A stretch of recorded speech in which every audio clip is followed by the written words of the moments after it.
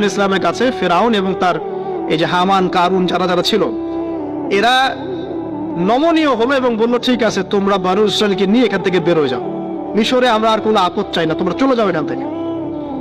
এবার যখন মুসা আলাইহিস সালাম এবং বনু ইসরাইল এখান থেকে বের হয়ে যাচ্ছেন, বলা হচ্ছে তাদের সংখ্যা ছিল প্রায় 30 লক্ষ, কেউ বলেছেন 40 লক্ষ। সংখ্যাটা ফ্যাক্ট না, বনু ইসরাইলের একটা বড় কম ছিল, 10 থেকে 20% মানুষ মিশরের বনু ইসরাইল ছিল। তারা এখন বের হয়ে যাচ্ছেন রাতের অন্ধকার শেষ হয়ে ফজরের সময়। ফেরাউনের মাথায় আবার শয়তানি চাপলো, সে বলল না এদেরকে যেতে দেওয়া যাবে না, যদি চলে যায় ওখানে গিয়ে যদি বিদ্রোহ করে আমাদের উপর হামলা করে। কি করণীয়? ফুল ফোর্স নিয়ে তার যত সেনাবাহিনী ছিল সমস্ত সেনাবাহিনী নিয়ে ফেরাউন মুসা আলাইহিস সালাম এবং তার কওমকে ধাওয়া করা শুরু করলো পিছন থেকে। এবার মুসা আলাইহিস সালাম যাচ্ছেন, তার কওমকে সাথে নিয়ে সামনে পড়ে গেল লোহিত সাগর। কোন সাগর? লোহিত সাগর। আর পিছনে ফেরাউনের বাহিনী।